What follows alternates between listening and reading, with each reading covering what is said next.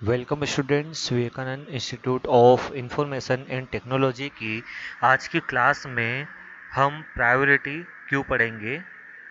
इससे पहले मैं आपको एक बात बताना चाहता हूँ। जैसे कि आप वीडियो देखते हैं पर आप नीचे कमेंट नहीं कर रहे हैं, ना वीडियो को लाइक कर रहे हैं, जिससे हमको रिस्पॉन्स वैसा नहीं मिल पा रहा है जैसा मिलना चाहिए। तो मेरी आपसे एक छोटी सी रिक्वेस्ट है, अगर आपको वीडियो पसंद आ रहा है तो आप उसके नीचे रिस्पॉन्स दें कि आपको वीडियो कैसा लगा, आपको कुछ समझ में आया, कोई सी चीज़ नहीं समझ आई तो आप उसमें नीचे रिस्पॉन्स दें, जिससे हमें समझ में आ जाएगा कि आपको वीडियो क्या क्या वीडियो में हमें आगे और देना है। इसके अलावा आपको वीडियो को लाइक भी करना है और आपको वीडियो डेली देखना भी है। अगर आप वीडियो देख रहे हैं तो मुझे व्हाट्सएप पर मैसेज ना करें और केवल आपको जो नीचे कमेंट बॉक्स है उसमें आप कमेंट कर सकते हैं। दूसरी बात, जो हमारी प्रायोरिटी क्यू है, तो अभी तक हमने क्यू पढ़ ली है। अब जो प्रायोरिटी क्यू होती है इसका मतलब होता है किसी एक यहाँ पर डेटा एलिमेंट को ज़्यादा प्रायोरिटी देना और दूसरे एलिमेंट को कम प्रायोरिटी देना। मतलब पहले कौन सा डिलीट होगा, पहले कौन सा डिलीट होगा, सबसे बाद में कौन सा डिलीट होगा, उसको प्रायोरिटी देना है। तो प्रायोरिटी का मतलब यहाँ पर होता है प्राथमिकता, कि पहले किसको प्राथमिकता दी जाए क्यू के अंदर, उसको हम बोलते हैं प्रायोरिटी क्यू। तो अगर मैं इसे इस टाइप से बनाता हूँ क्यू को, जो हमारा नॉर्मल क्यू होता है, अगर आप ये क्यू को देखें तो इस टाइप से मैंने क्यू बनाया। इसमें यहाँ तीन एलिमेंट है, एक है 5, एक है 4, एक है 7। तो मैंने कहा कि यहाँ पर मैंने जो प्रायोरिटी दी है उसमें सबसे लोअर प्रायोरिटी है यहाँ पर हमारे 5 की, जिसको मैंने 3 लिखा है, और सबसे ज़्यादा प्रायोरिटी है हमारी 1 की, और उससे थोड़ी सी जो मिडिल प्रायोरिटी है वो है हमारी 4 की। तो ये हमने यहाँ पर तीन प्रायोरिटी सेट कर दी है।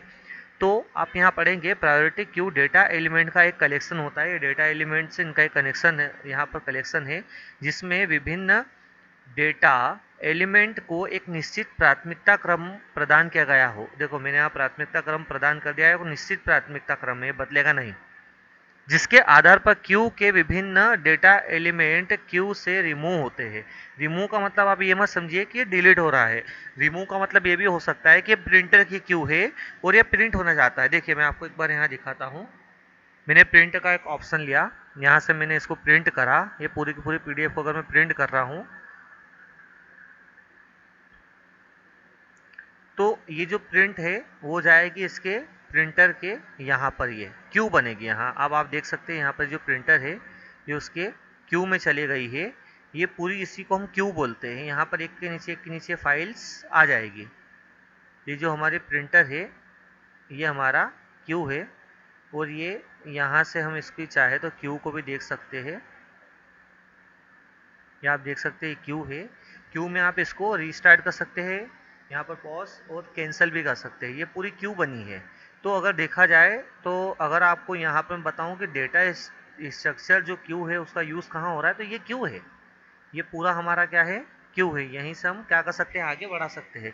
तो ये प्रिंटर है, ये प्रिंटर की क्यू है, और यहीं से हम सारा जो सेटिंग होगी वो हम यहीं से करेंगे। इसके बाद में आप यहाँ देख सकते हैं डिफ़ॉल्ट प्रिंटर का ऑप्शन आ रहा है, तो ये प्रिंटर को डिफ़ॉल्ट कर देगा। तो ये जो क्यू का ऑप्शन है, मतलब ये है कि यहाँ से जितने फाइल में दूंगा यहाँ पर एक साथ ये आती जाएगी। देखिए अगर मान लीजिए वापस मैं एक बार प्रिंट देता हूँ,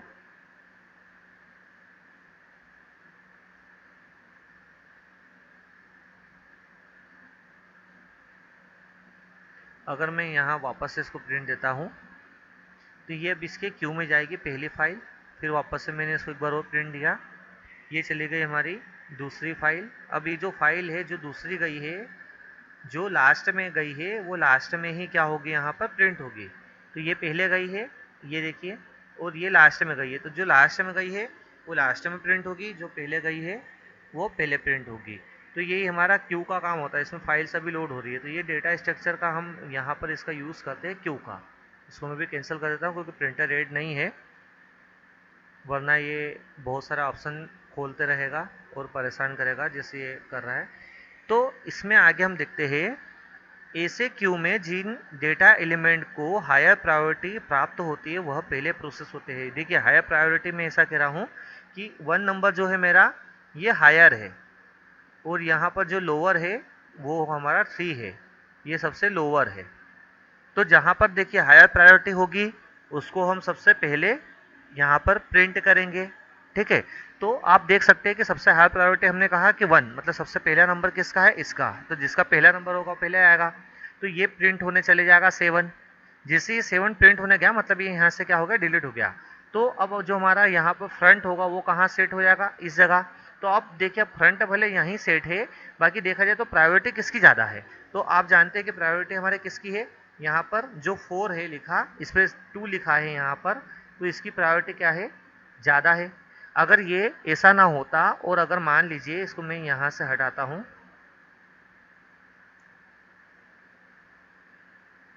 और ये मान लीजिए इस टाइप से होता,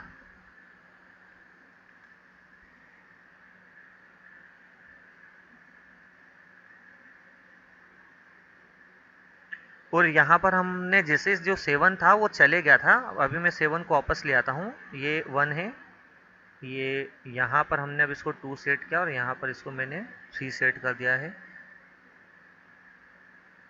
ये हमने यहाँ पर 1 है, यहाँ पर ये 2 सेट किया, यहाँ पर इसको मैंने 3 सेट किया। तो जैसे ही यहाँ से ये चले जाएगा, यहाँ से प्रिंट होने जाएगा प्रायोरिटी 1 की, तो अब इसकी प्रायोरिटी तो ख़त्म हो गई, ये तो गया। अब बचा कौन हमारे पास में, यहाँ पर 2 और 3 है जिसकी प्रायोरिटी। तो अब हमारा जो फ्रंट रहेगा वो कहाँ सेट हो जाएगा, इस जगह पर। तो अब रिमूव कौन होगा, ये होगा। तो इसके बाद में ये रिमूव होगा, उसके बाद में फिर ये रिमूव होगा। तो ये इस टाइप से चलता है, इसकी प्रायोरिटी कुछ इस टाइप से चलती है। इसके बाद में आप देख सकते हैं आगे लिखा है, और जिन डेटा आइटम की लोअर प्रायोरिटी होती है वह बाद में उन्हें हम प्रोसेस करते हैं। ठीक है, तो हाई प्रायोरिटी के बाद में लोअर प्रायोरिटी को यहाँ पर प्रोसेस किया जाएगा। जब दो एलिमेंट समान प्रायोरिटी प्राप्त हो जाती है, मान लीजिए कि यहाँ पर क्या है, 2 एलिमेंट है जिनकी प्रायोरिटी समान हो, ठीक है, तो फिर क्यू का कंसेप्ट आता है कि क्यू में जो पहले इंसर्ट होगा उसी को हम प्रिंट करेंगे। मान लीजिए कि ऐसी एक फाइल है जिसकी प्रायोरिटी मैंने पहले से हाई सेट करके रखी है और वही फाइल मैंने साथ में 2 बार प्रिंट दे दी। तो 2 बार प्रिंट दे दी, दोनों आए, तो जो फाइल पहले आएगी चाहे वो एक ही फाइल हो, सेम फाइल हो, बाकी जो पहले गई वही पहले प्रिंट होगी। तो यहाँ पर फिर क्यू का ऑप्शन आ जाएगा कि जो पहले जाती है वही पहले यहाँ पर प्रिंट होती है। इसी प्रकार से जो हमारा क्यू होता है, क्यू का प्रयोग टाइम शेयरिंग सिस्टम में भी होता है। तो आप जानते हैं टाइम शेयरिंग हमारा एक ऑपरेटिंग सिस्टम का यहाँ पर टाइप होता है। ठीक है, तो उसमें क्या होता है, हम जो सीपीयू रिसोर्सेस है उनके समय को हम क्या कर देते हैं, बांट देते हैं कि भाई 10 सेकंड के लिए आप यूज़ करो, 10 सेकंड के लिए आप यूज़ करो। हालांकि वो हमारे 10 सेकंड है, हम मतलब हम ऐसा मान रहे हैं 10 सेकंड है एग्जाम्पल के लिए, बाकी 10 सेकंड नहीं होता, वो पिको सेकंड में होता है और मतलब बहुत ही कम समय के लिए होता है, जो हमको बिल्कुल यहाँ पर विजिबल नहीं होगा क्योंकि हमारा जो दिमाग है वो इमेज को प्रोसेस करता है सेकंड्स में। 60 हर्ट्स जो होता है, 60 हर्ट्स पर मिनट के हिसाब से हम इमेज को प्रोसेस करते हैं। हमारा दिमाग जो होता है वो प्रोसेस करता है कितने पर, 60 पर। बाकी जो हमारा कंप्यूटर होता है वह बहुत ही ज़्यादा हर्ट्स पे काम करता है। तो अगर आपको देखा जाए तो जो हमारा कंप्यूटर प्रोसेसर होता है वो 2.5 गीगा हर्ट्स पे जाता है। तो हम तो जो इमेज प्रोसेस कर रहे हैं वो 60 हर्ट्स की है और हम बात कर रहे हैं गीगा हर्ट्स की, तो ये बहुत ज़्यादा हो जाता है। इस कारण से हम ऐसा बोल रहे हैं कि जो कंप्यूटर की जो उस कंप्यूटर का जो 1 सेकंड है वो 1 पिको सेकंड है एग्जाम्पल के लिए। ठीक है, और हमारे 1 सेकंड का 1 लाखवां हिस्सा कंप्यूटर का 1 सेकंड हो सकता है। मतलब वो हमारे लिए अगर मान लीजिए कि हमें जो ऐसा लग रहा है कि 1 सेकंड है, वो हो सकता है कंप्यूटर के लिए, हमारे जो कंप्यूटर उसके लिए 1 घंटे के बराबर हो। इस टाइप से होता है, मतलब उसकी स्पीड फास्ट है, आप ये समझ लीजिए। तो टाइम शेयरिंग में वो ऑटोमेटिक स्विच होता है और जो सीपीयू है और रिसोर्सेस है हमारे रैम और ये आपस में क्या हो जाता है, यहाँ पर एक दूसरे को बढ़ जाते हैं। तो ये एक क्रम बना लेते हैं कि पहले इसको फिर इसको, तो ये प्रायोरिटी यहीं से सेट कर देते हैं कि भाई पहले इसकी प्रायोरिटी ज़्यादा है तो पहले इसको हम प्रोसेस करेंगे, इसका समय खत्म होने के बाद में फिर इधर आएंगे, फिर इधर आएंगे, इस टाइप से पूरा चलता है। तो ऑपरेटिंग सिस्टम का वो थोड़ा सा हिस्सा है, वो हमको बाद में देखना है, अभी हम इसमें देखते हैं कि टाइम शेयरिंग सिस्टम में होता है जिसमें दो जो डेटा पहले आता है वह पहले प्रोसेस होता है और जो बाद में आता है वो बाद में प्रोसेस होता है। एक ऐसा क्यू होता है जिसमें कोई भी डेटा उसकी प्रायोरिटी के अनुसार क्यू में कहीं भी इंसर्ट हो सकता है, मतलब जो प्रायोरिटी होगी तो वो कहीं पर भी इंसर्ट हो सकता है, अपनी प्रायोरिटी पे जा सकता है। तब जा कर के फिर यहाँ पर जो हमारा प्रोसेस करने का जो रहेगा उसको हम प्रोसेस करेंगे। और कहीं से डिलीट भी हो सकता है, मतलब जहां से डिलीट होना वहां से डिलीट भी होगा। डिलीट होने का मतलब यही है कि वहां से वो प्रोसेस होने के लिए आगे जाएगा, रिमूव नहीं हो रहा है, उसको हम आगे भेज देते हैं, पास कर देते हैं। ठीक है, तो इसे उदाहरण से समझने की कोशिश करें तो लेन का उदाहरण समझ सकते हैं। तो लेन का कंप्यूटर का उदाहरण आपको ये है कि जब बहुत सारे कंप्यूटर एक साथ लेन से कनेक्ट एक कनेक्शन के द्वारा आपस में जुड़े होते हैं। लेन का मतलब होता है लोकल एरिया नेटवर्क, जिसको हम सामान्य भाषा बोलचाल में कहते हैं लेन। तो लोकल एरिया नेटवर्क होता है वो लोकली बनाया जाता है। मान लीजिए उदाहरण के लिए आपके पास एक कंप्यूटर सिस्टम है, वेरी गुड, उसके बाद में आपके पास में एक वाईफाई है, या हो सकता है कि आपका जो लैपटॉप है उसमें वाईफाई हो। तो आपने क्या करा कि उस वाईफाई से कंप्यूटर सिस्टम से 5-6 डिवाइसेस जोड़ दिए और उनमें आपस में डेटा शेयरिंग कर रहे हैं आप। तो ये एक प्रकार से क्या बन गया, यहाँ पर लोकल एरिया नेटवर्क। और ये जो लेन बनी है वो कैसी बनी है, वाईफाई बनी है, मतलब वायरलेस फिडेलिटी के द्वारा बनी है। ठीक है, इसमें वायर नहीं है, बिना वायर का लोकल एरिया नेटवर्क है, जो कि लोकली यूज होगा, जैसे एक बिल्डिंग में यूज हो सकता है, ठीक है, या आपके घर में यूज होता है, तो वो एक लोकल एरिया नेटवर्क है। आप इसको ब्लूटूथ से भी बना सकते हैं। आपको जब भी फाइल शेयरिंग करना होती है, जब आप जेंडर से किसी को फाइल शेयर करते हो तो उस वक्त भी आप एक लोकल एरिया नेटवर्क बनाते हैं। मतलब लोकल मतलब एक छोटा सा नेटवर्क का एरिया बनता है जो हम हमारे हिसाब से चला सकते हैं। अब इसका आप रेंज है, आप उसको वाइडली भी कर सकते हैं। ठीक है, आप चाहो तो आपके घर से आपके 2-3 घर छोड़ करके पड़ोसी के घर तक अगर आपको एक लेन केबल बिछाना हो तो आप वो भी काम कर सकते हैं। तो वो लोकल एरिया नेटवर्क के अंतर्गत ही आएगा, है ना।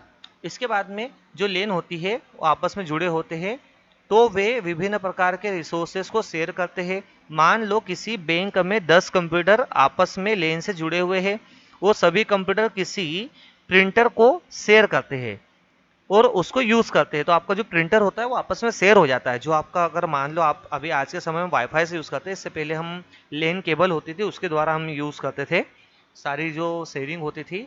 आपको मैं दिखा देता हूँ लेन केबल एक बार। ये आपने बहुत बार लेन केबल देखी होगी, ये इसको ईथरनेट केबल भी कहते हैं, ये लेन केबल है, ये इस टाइप से दिखती है। आपने इसको देखी होगी, इसको लेन केबल कहते हैं। हमारे इंस्टीट्यूट में भी लगी हुई है और सारे कंप्यूटर आपस में इस लेन केबल से कनेक्टेड है और स्विच और इस टाइप से राउटर लगा हुआ है उससे कनेक्टेड है ये। ठीक है, तो इतना ज़्यादा डीप में जाने की जरूरत नहीं है। तो ये आपस में लगे हुए होते हैं, शेयर होते हैं कंप्यूटर, और एक जो प्रिंटर है उसको शेयर करे। तो देखिए मैं यहाँ पर एक बना करके दिखाता हूँ। यहाँ पर सब कलर चेंज कर देता हूँ, बहुत समय से हम यही कलर यूज़ कर रहे हैं। तो जैसे कि आपको मैंने बताया, यहाँ पर हमने कंप्यूटर बनाया। ये हमारे एक कंप्यूटर है जिसको हमने नाम दे दिया सर्वर। सर्वर इसलिए क्योंकि सर्वर और क्लाइंट सर्वर का हम यहाँ पर मॉडल दिखा रहे हैं। तो इससे बहुत सारे क्या है कंप्यूटर जुड़े हुए सर्वर से। ठीक है, तो इनको मैं गोला बना रहा हूँ जो कि क्लाइंट है। वो क्लाइंट मतलब ये नहीं है, क्लाइंट का मतलब ये होता है कि ये भी एक प्रकार से क्या है, कंप्यूटर है, बाकी जुड़े हुए हैं किसी एक कंप्यूटर से जो इन सभी को अपने कंट्रोल में रखता है।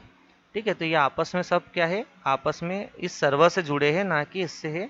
ठीक है, या इसको आप राउटर स्विच भी मान सकते हो, मैंने एस लिख दिया, अब आप इसको जो चाहे वो मान सकते हैं, राउटर स्विच भी मान सकते हैं। ठीक है, तो ये जुड़े हुए हैं और इससे एक हमारा यहाँ पर प्रिंटर जुड़ा हुआ है। यहाँ पर हमारा जो प्रिंटर है पी, ये जुड़ा हुआ है।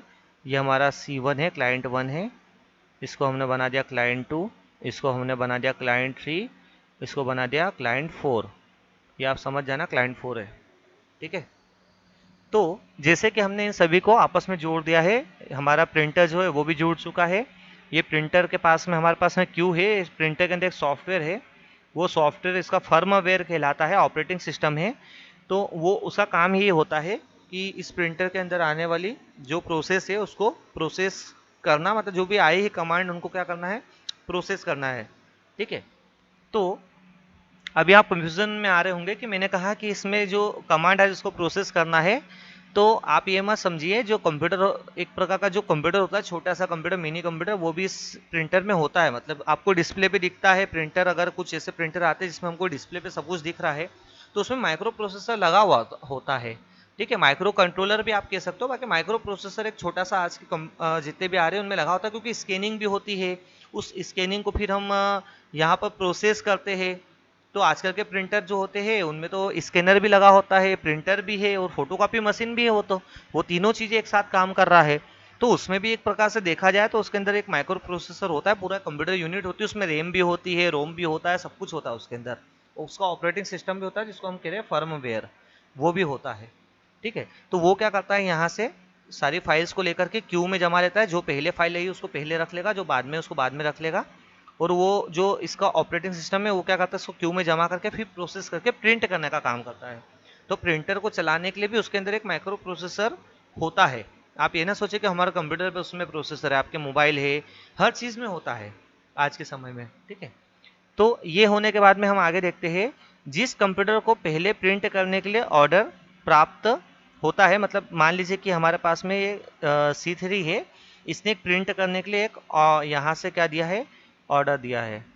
ठीक है, ये जो हमारा C3 है इसने यहाँ से प्रिंट करने के लिए भेजा, मैं हम प्रिंट करके भेज रहे हैं यहाँ से।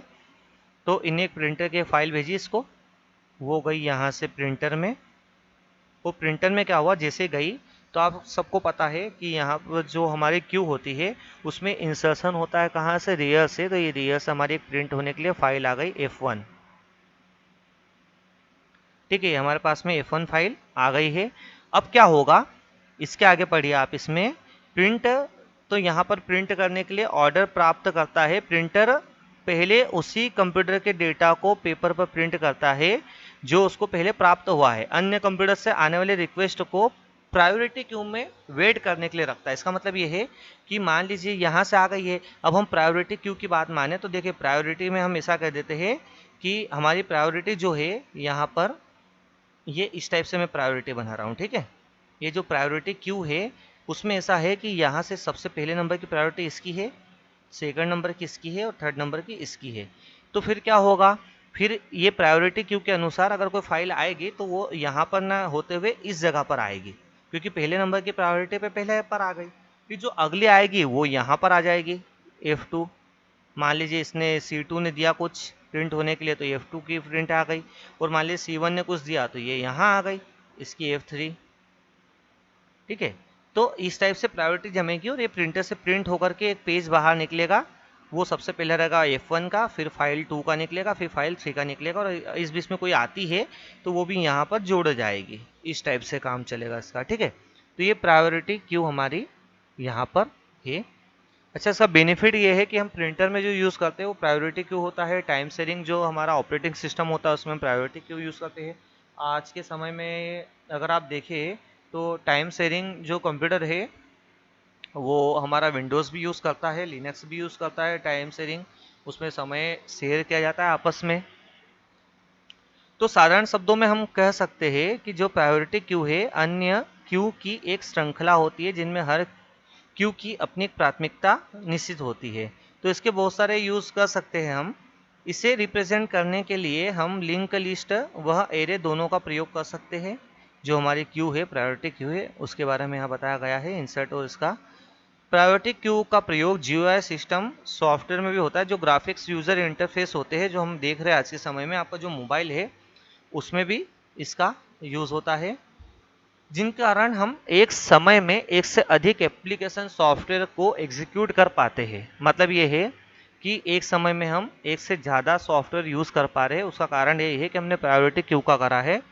तो ये आपका हमारा आज का जो लेक्चर था वो था। तो इसके बेनिफिट अगर आपसे पूछे तो आप ये भी लिख सकते हैं कि जो प्रायोरिटी क्यू है उसका यूज़ प्रिंटर में होता है, टाइम शेयरिंग सिस्टम में होता है, मल्टी यूज़र मल्टीटास्किंग सुविधा भी हम इससे प्राप्त कर सकते हैं। मतलब मल्टी यूज़र मतलब बहुत सारे यूज़र की एक साथ हम यहाँ पर ऐड करके और बहुत सारे यहाँ पर काम भी एक साथ कर सकते हैं। मल्टी यूज़र मतलब एक साथ बहुत सारे यूज़र आ जाएंगे कनेक्ट होकर के, और मल्टीटास्किंग का मतलब है कि एक साथ बहुत सारे काम कर सकते हैं। जैसे कि आप ब्राउज़र पे मान लीजिए आप कुछ सर्फिंग भी कर रहे हैं, साथ में गाने भी सुन रहे हैं, आपका कॉपी भी चल रहा है। हालांकि कॉपी को हम प्रोसेस में नहीं जोड़ते हैं, कॉपी पेस्ट को नहीं जोड़े हैं। बाकी इसके अलावा और भी कुछ काम चल रहे हैं, मान लीजिए आपको कुछ डाउनलोडिंग हो रही है या अदर कोई काम चल रहा है, तो वो मान लीजिए एंटीवायरस ही आपका है, पीछे के बैकग्राउंड में वर्क करते रहता है, आपने बहुत बार देखा होगा यहाँ पर भी। ठीक है, तो बैकग्राउंड में एंटीवायरस वर्क कर रहा है, ये सारे काम एक साथ हो रहे हैं, है ना। ये आपको ऐसा लग रहा है, बाकी ऐसा होता नहीं है। एक्चुअल में ऐसा होता है कि एक क्यू बन जाती है प्रायोरिटी, यहाँ पर एक क्यू बनती है इस टाइप से, और उसमें सबकी प्रायोरिटी सेट होती है कि पहले किसको समय देना है। अब मैं आपको बता चुका हूँ कि हमारा एक सेकंड एग्जाम्पल के लिए, इसको एक बार एग्जाम्पल के लिए एक बार थोड़ा सा सोचने की कोशिश करिए कि एक एग्जाम्पल के लिए जो हमारा एक सेकंड है वो कंप्यूटर के लिए 10 मिनट के बराबर है। मतलब जो हम एक सेकंड में काम करेंगे ना, वो कंप्यूटर मतलब वैसे के वैसे काम उसके लिए 10 मिनट के बराबर रहेगा। मतलब वो एक सेकंड में उसका काम खत्म कर देगा, उसके पास फिर भी समय बचेगा। उदाहरण के लिए अगर मैं गिनती का मैं लिखता हूँ और अगर मैं एक सेकंड में 1 2 लिख पाता हूँ केवल, मान लीजिए कि मैंने एक सेकंड में 1 और 2 लिखा, इतनी देर में जो हमारा कंप्यूटर होगा वो 1000 लाख तक की गिनती लिख देगा। मतलब बहुत ज़्यादा, ज़्यादा से अच्छा प्रोसेसर होगा तो वो बहुत ज़्यादा, मतलब यहाँ पर काउंटिंग लिख देगा। ठीक है, तो मेरे लिए तो वो 2 सेकंड के बराबर था, बाकी जो कंप्यूटर था उसके लिए 10 मिनट या 10 घंटे के बराबर भी हो सकता है। फॉर एग्जाम्पल समझने के लिए, तो होता क्या है कि वो टाइम शेयर करता है। मान लीजिए जो कंप्यूटर का एक पिको सेकंड है, उनने इसको 1 क्वांटम दिया, इसको 1 क्वांटम का स्लाइस दिया और इसको 1 क्वांटम का स्लाइस दिया। इसको हम बोलते हैं क्वांटम बोलते हैं, स्लाइस होता है ना समय का। मान लीजिए मैंने कहा कि कंप्यूटर के 2 माइक्रो सेकंड या 2 पिको सेकंड जो है ना, 2 PQ सेकंड है, वो उनको हमने कह दिया टाइम स्लाइस या 1 क्वांटम। क्वांटम कंप्यूटर आपने जो सुना होगा ना उसी टाइप से। तो ये मैंने इसको ऐसा बोल दिया कि इसके स्लाइस या क्वांटम है, 2 क्वांटम का समय ये इसको देगा, 2 का इसको देगा, 2 को इसको देगा।